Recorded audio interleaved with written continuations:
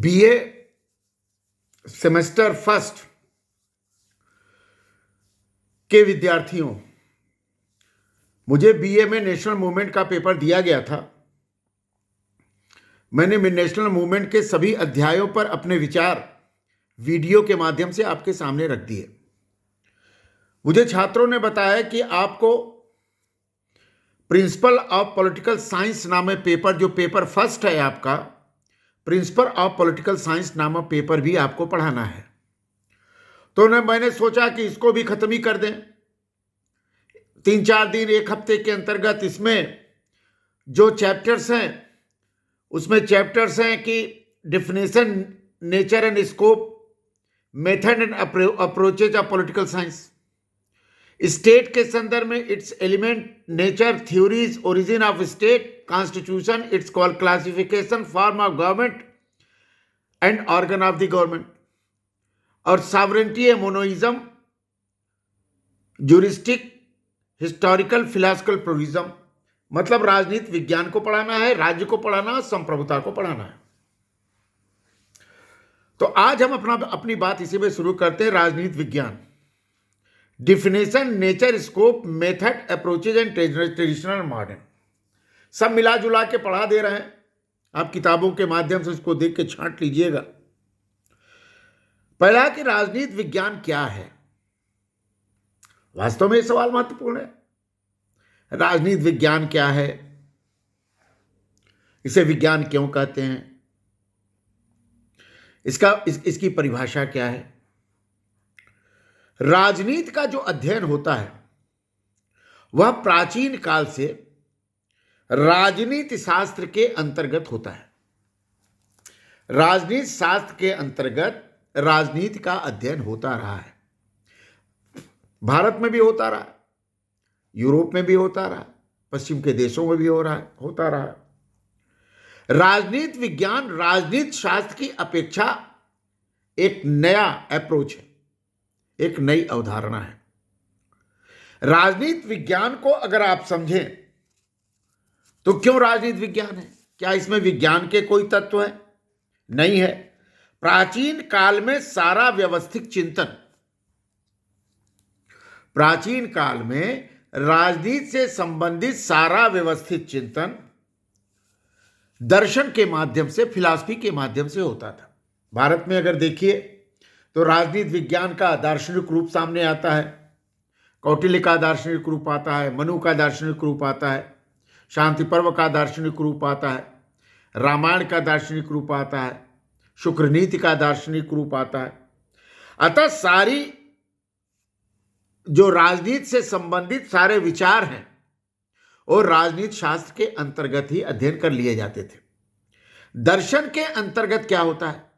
दर्शन के अंतर्गत सृष्टि के उद्देश्य का पता लगाया जाता है और उन सूक्ष्म तत्वों पर विचार किया जाता है जो हमारे भौतिक अनुभव से परे हैं। परंतु विज्ञान के अंतर्गत साधारणतः उन तत्वों के परस्पर संबंधों का पता लगाया जाता है जो हमारे भौतिक अनुभव के विषय हैं। अर्थात हम अपने ज्ञानेंद्रियों, सेंस ऑफ ऑर्गन्स की सहायता से उनका ऑब्जर्वेशन कर सकते हैं, निरीक्षण कर सकते हैं। दर्शन की जो पुरानी परंपरा है के अंतर्गत राज्य व्यवस्था पर भी विचार किया गया। राजनीतिक दर्शन, पॉलिटिकल फिलॉसफी इसको कहते हैं। परंतु अनुभव पर आधारित अध्ययन की बिल्कुल उपेक्षा की गई राजनीति शास्त्र में, पॉलिटिकल फिलॉसफी में। प्लेटो ने अपने समय में लोकतंत्र की 2 आलोचना की। प्लेटो ने अपने समय में लोकतंत्र की आलोचना की। वह बहुत कुछ प्रत्यक्ष अनुभव के ऊपर आधारित था। अरस्तु ने आदर्श राज्य की तलाश में अपने समय के 158 संविधानों का अध्ययन किया, ठीक। परंतु अनुभव मूलक अध्ययन की जितनी उन्नत टेक्निक और उपकरण, टूल्स आधुनिक युग में प्रचलित है वह टूल्स पिछले युगों में विकसित नहीं हुए। वैसे भी प्राचीन और मध्यकालीन विचारकों ने के चिंतन में दार्शनिक पद्धति की प्रधानता है, मतलब पॉलिटिकल फिलॉसफी की प्रधानता है। वैज्ञानिक पद्धति से राजनीति का अध्ययन आधुनिक युग की देन है। आधुनिक युग में वैज्ञानिक पद्धति से राजनीति के अध्ययन की परंपरा शुरू हुई। इसलिए राजनीति विज्ञान वास्तव में एक आधुनिक विज्ञान है। प्राचीन भारत में राजधर्म था, दंड नीति था, राजशास्त्र था, राजविज्ञान था। हम प्राचीन भारत के एक एच.एन. सिन्हा की किताब को कोट करते हैं जिसमें उन्होंने राजधर्म को पॉलिटिकल साइंस मान लिया। यह 1923-24 में यह किताब लिखी गई। अब यह विवाद का विषय है कि राजधर्म पॉलिटिकल साइंस है कि नहीं है, लेकिन परंपरागत दृष्टिकोण से जो ट्रेडिशनल व्यू है राजनीति विज्ञान का, उसके अंतर्गत राजनीति विज्ञान शब्द का प्रयोग कुछ दूसरे ढंग से होता रहा है। साधारणतः राजनीति के किसी भी व्यवस्थित अध्ययन को राजनीति विज्ञान की संज्ञा दे दी जाती है। मतलब राजनीति विज्ञान एक व्यवस्थित अध्ययन है, चाहे उसमें अनुभव मूलक पद्धति को अपनाया गया हो या चिंतन मूलक पद्धति को अपनाया गया हो। उदाहरण के तौर पर राज्य की संकल्पना चिंतन मूलक पद्धति पर आधारित है। राज्य की संकल्पना चिंतन मूलन पद्धति पर आधारित है और वह राजनीति विज्ञान की परंपरागत परिकल्पनाओं का केंद्र होती है। राजनीति विज्ञान का केंद्र कौन है? राज्य है, जिसमें संप्रभुता की संकल्पना पर विशेष बल दिया जाता है। राज्य तभी पूर्ण है जब उसके पास संप्रभुता होगी। इस तरह इन परिभाषाओं में राजनीति विज्ञान का अध्ययन विषय क्या क्या है? राज्य है, शासन है, गवर्नमेंट है, विधि का निर्माण है, कानून का निर्माण है, इत्यादि इत्यादि रहे। गार्नर की परिभाषा लड़के आप लोग बहुत याद करते हैं। राज्य के संदर्भ में, राजनीति विज्ञान के संदर्भ में गार्नर की परिभाषा बहुत प्रसिद्ध है, लड़के हमेशा याद करते हैं। गार्नर कहते हैं कि राजनीति विज्ञान का आरंभ और अंत राज्य से होता है। मतलब राजनीति विज्ञान राज्य से ही शुरू हो जाता है और राज्य पर ही अंत हो जाता है। यह गार्नर ने अपनी अद्भुत परिभाषा दी कि राज्य के बिना राजनीति विज्ञान का कोई अस्तित्व नहीं। अगर राज्य को राजनीति विज्ञान से हटा दें तो राजनीति विज्ञान नामक कोई विज्ञान सामने नहीं आता। इससे परिलक्षित होता है कि राज्य के अलावा किसी सामाजिक संस्था के अध्ययन की जरूरत नहीं है। राज्य ही सब कुछ है। सामाजिक संस्था नामक कोई किसी तत्व को गार्नर नहीं मानते हैं। गैटल की भी परिभाषा इसमें महत्वपूर्ण आती है। वह कहते हैं कि राजनीति विज्ञान के अंतर्गत राज्य के अतीत, वर्तमान और भविष्य तथा राजनीतिक संगठन और राजनीति के मूल तत्वों का अध्ययन किया जाता है। गैटल की परिभाषा गार्नर की परिभाषा से थोड़ी व्यापक है। इसमें सामाजिक संस्थाओं को भी जोड़ा गया। जकारिया ने राजनीति विज्ञान की दूसरी व्याख्या दी। उसने कहा कि राजनीति विज्ञान ऐसे मौलिक सिद्धांतों का सुव्यवस्थित रूप है जिसके अनुसार समूचे राज्य का संगठन और प्रभुसत्ता का प्रयोग किया जाता है। जकारिया ने प्रभुसत्ता शब्द राज्य की राजनीति विज्ञान की परिभाषा में जोड़ा। ब्लंटशली ने राजनीति विज्ञान को ऐसा विज्ञान माना जिसका सरोकार राज्य से है, जो राज्य को इस दृष्टि से जानने समझने का प्रयत्न करता है कि उसके आधार तत्व क्या हैं, उसका मूल स्वरूप क्या है, उसकी अभिव्यक्ति किन किन विविध रूपों में होती है, उसका विकास कैसे हुआ।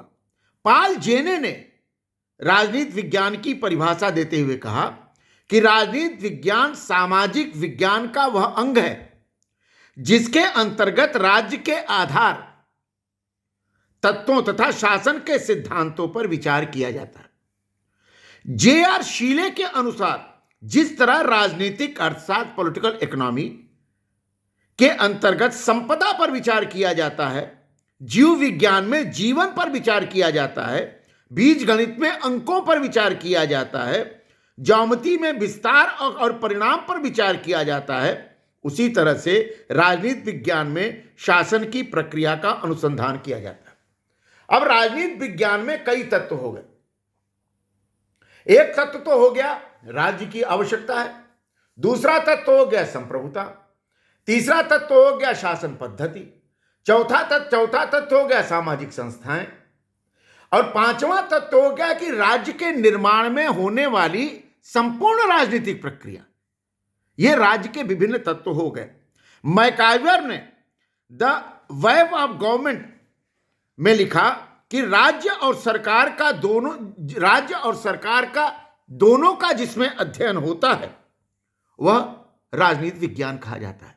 तो राजनीति विज्ञान में सरकार भी आ गया, राजनीति विज्ञान में राज्य भी आ गया, राजनीति विज्ञान में समस्त सामाजिक संस्थाएं आ जाएंगी।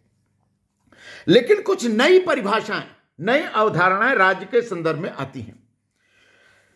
राजनीति यह कहा जाता है कि राजनीति के अंतर्गत साधारणतः और उन समूहों की सहभागिता इतनी बढ़ गई है कि राजनीति केवल राज्य की गतिविधि अब नहीं रह गई। राजनीति विज्ञान में राज्य की गतिविधि से आगे क्या विकास होने लगा है। अब राजनीति के विस्तृत अर्थ में संदर्भ में हो रहे राजनीति विज्ञान की परिभाषा देने का दूसरा ढंग से प्रयास किया जाता है, परंतु वह परिभाषा बहुत अधिक मान्य नहीं होती है। लेकिन यह सही है कि राजनीति विज्ञान में अब राज्य ही नहीं रहा, राजनीति विज्ञान में संस्कृति भी आ गया, राजनीति विज्ञान में समाज भी आ गया, राजनीति विज्ञान में अर्थशास्त्र भी आ गया, राजनीति विज्ञान में मनोविज्ञान भी आ गया, राजनीति विज्ञान में सुशासन भी आ गया, राजनीति विज्ञान में शासन भी आ गया, राजनीति विज्ञान में संविधान भी आ गया, राजनीति विज्ञान में सरकार भी आ गया, राजनीति विज्ञान में जीवन की समस्त गतिविधियां आ गई।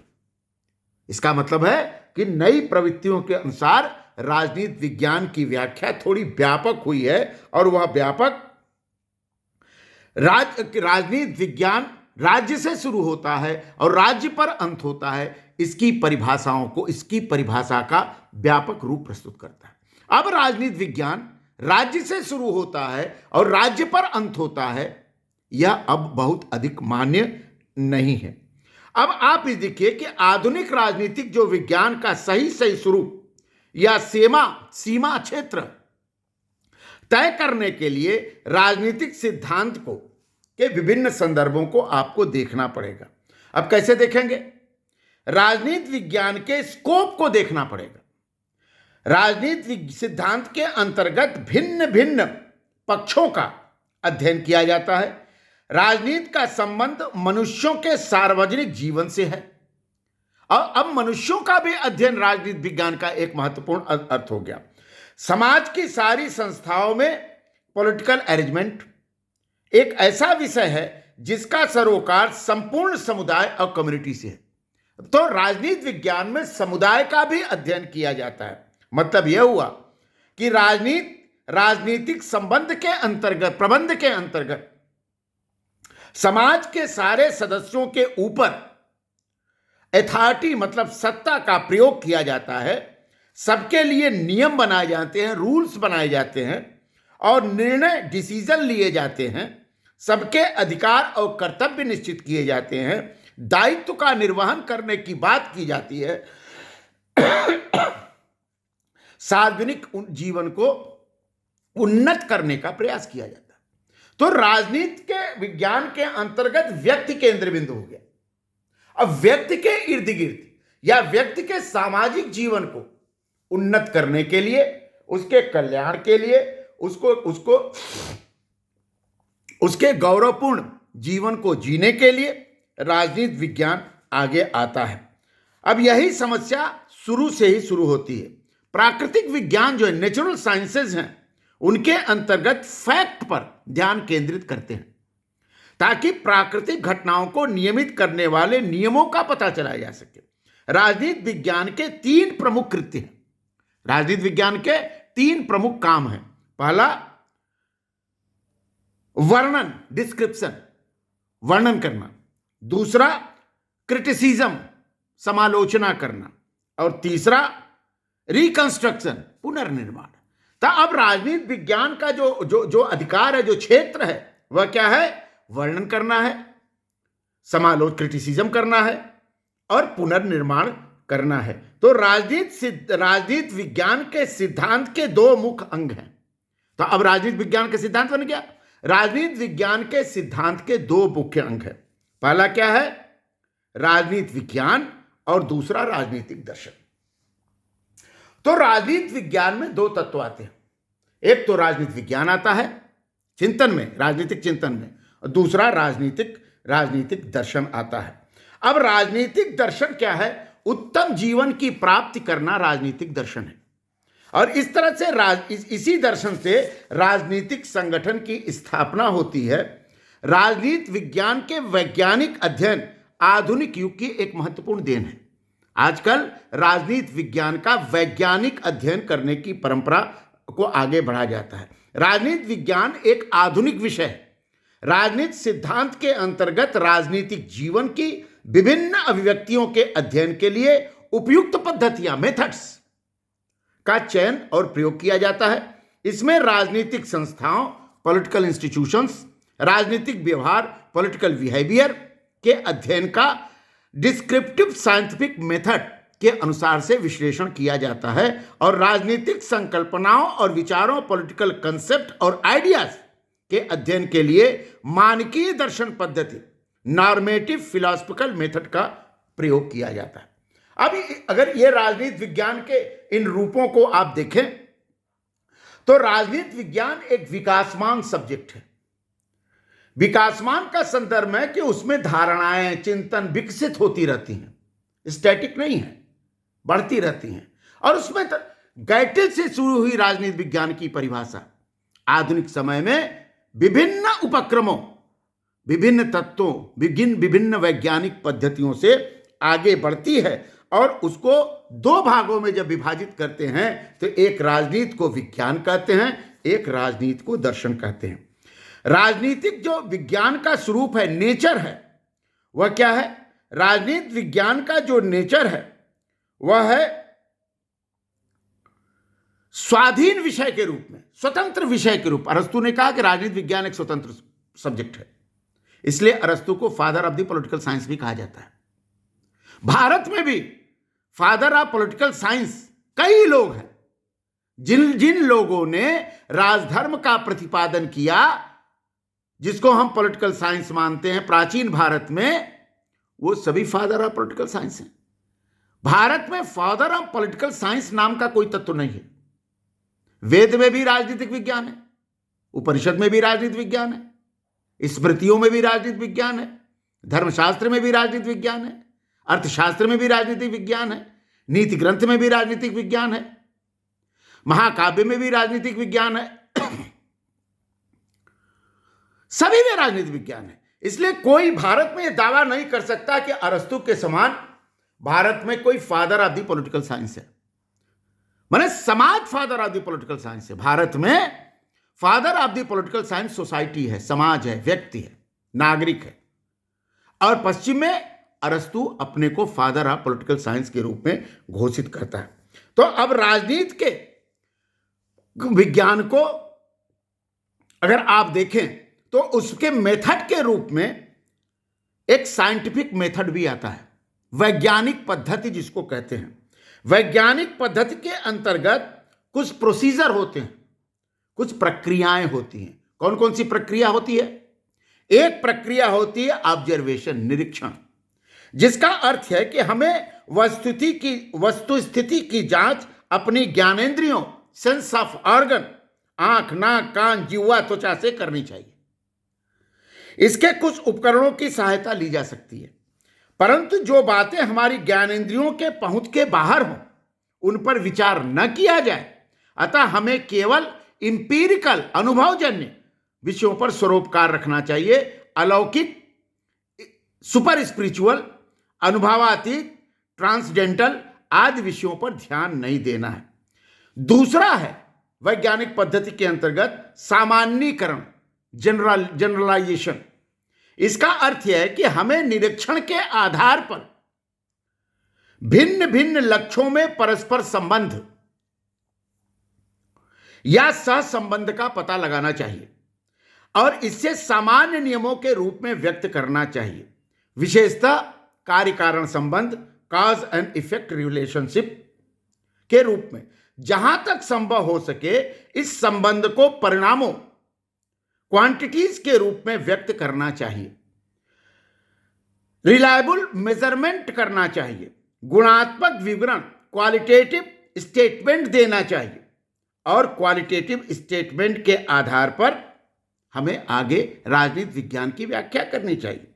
सामान्यीकरण की दो प्रमुख विधियां हैं। कौन कौन विधियां हैं? पहला है इंडक्टिव मेथड, आगमन पद्धति। दूसरा है निगमन पद्धति अर्थात डिडक्टिव मेथड। और तीसरा है एक्सप्लेनेशन अथवा व्याख्या।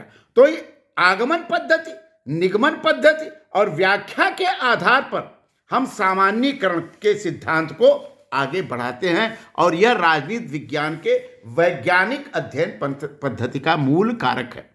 तीसरा क्या है? प्रेडिक्शन एंड प्रिस्क्रिप्शन, भविष्यवाणी और निर्देश। भविष्यवाणी और निर्देश की इसका अर्थ है कि किसी नई स्थिति के उपस्थित होने पर या ज्ञात तथ्यों के ध्यान में रखते हुए हम उपयुक्त सामान्य नियम के आधार पर हम सामान्य नियम के आधार पर उसके परिणाम की भविष्यवाणी की जा सकती है। तो राजनीति विज्ञान में भविष्यवाणी करने की भी संभावना हो जाती है। इस तीनों आधार पर क ख ग घ 1 2 3 के आधार पर हम राजनीति विज्ञान को विज्ञान की श्रेणी में रख सकते हैं। लेकिन राजनीति के वैज्ञानिक अध्ययन की अनेक कठिनाइयां हैं। यह सही नहीं है कि राजनीति विज्ञान के जो हमने कसौटियां तय कर दी वो कसौटियां सही ही हों। वो कसौटियां सही भी नहीं हो सकती। राजनीति विज्ञान एक सामाजिक विज्ञान है। सामाजिक विज्ञानों में प्राकृतिक विज्ञानों जितनी यथातथ्यता, परसेप्शन की आशा नहीं की जा सकती।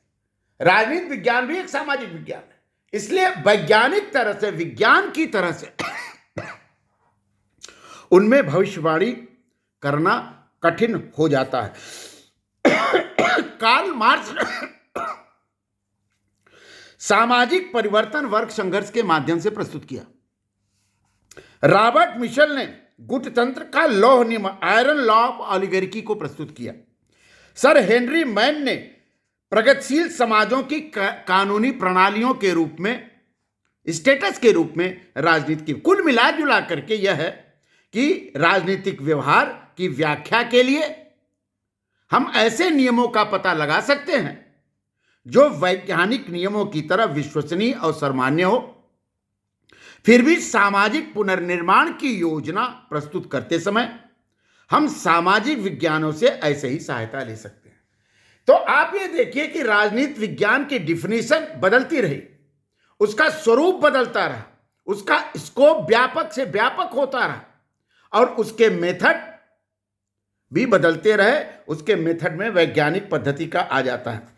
तो अब राजनीतिक दर्शन और राजनीतिक दर्शन और राजनीति विज्ञान को जब एक साथ जोड़ के देखते हैं तो वह प्लेटो के रूप में सामने आता है और प्लेटो को यूटोपिया कहा जाता है। प्लेटो के राजनीतिक सिद्धांत को स्वीकार नहीं किया जा सकता, प्लेटो के लागू नहीं किया जा सकता। राजनीतिक दर्शन क्या करता है? संकल्पनाओं को स्पष्टीकरण में सहायता देता है, यह राजनीतिक दर्शन करता है। विज्ञान और दर्शन में यही बात होती है।